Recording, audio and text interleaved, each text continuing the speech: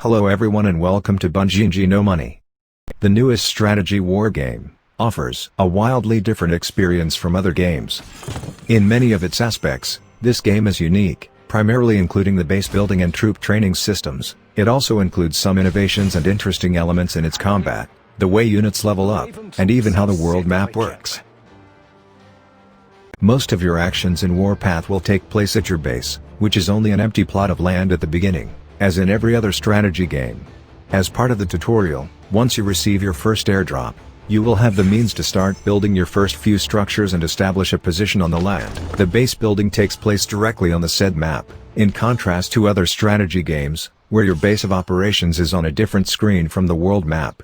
This means that on the same screen, you will build buildings, train troops, raid other players, and even battle NPC units, making Warpath more like a typical PC RTS game. Initially, your base consists of a few houses, and as you advance in the story and unlock more features, you can create more. However, you will mainly have your field command center, which is where you order airdrops to get a few extra units of free resources every day, as well as improve your command center's strength with any upgrade you buy. As your level increase, you'll gain access to new buildings and units. You'll get access to the barracks shortly after creating the field command center, which is one of the ways in which Warpath varies drastically from the rest of the games. The higher the tier of the barracks, the more troops a single squad will fit in. Your equipped unit will then deploy to the field, and you can control it just like in an RTS game. You can drag them to make them move to a selected spot, or you can choose an enemy on the map to attack and they'll engage automatically until winning or until they fall. You can also send them out to explore and engage against the enemies they may encounter along the way with the auto attack movement option. Some of your individual soldiers can fall in combat as your units fight and take damage, and you will need to replenish them through your army screen by paying those resources, including a unique stamina-like currency called reserve troops that automatically recharges over time. And you'll unlock more troop slots for your base as you build more barracks, up to a limit of 5 slots.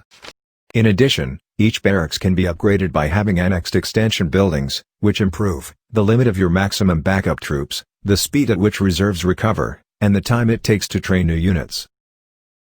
You'll need certain resources, including the 3 regular ones you can see on your top column, such as military funds, crude oil, and steel, to conduct any sort of construction on your foundation. However, other renovations and buildings may include processed materials such as planks, bricks, cement, and I-beams. There are many ways to acquire processed materials and other special resources, but the simplest is to manufacture them in your engineering centers, another form of construction that you unlock early in the game.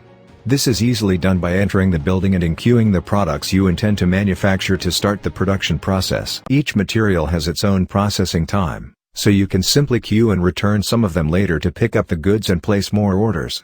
You will also unlock more development slots to enqueue a greater number of items at a time when you upgrade your engineering center, and will also gain access to more complex materials. Some of the most satisfying features in Warpath are the movement and battle mechanics, allowing us to pick each individual unit freely and move them anywhere with a simple click. This system is very similar to the movement frameworks in PC RTS games, as you can simply pick and order your units to travel to their destination with a few clicks. Your units can assume battle roles automatically when fighting enemies on the world map and begin shooting. Their final meters will start filling up as they fight and deal damage, and they will automatically unleash a special skill when it is complete, which varies per unit. In this sense, though the battle is largely automatic, in order to flank enemies and gain the advantage, players can reposition their troops manually. More Warpaths tips coming, so be sure you are subscribed.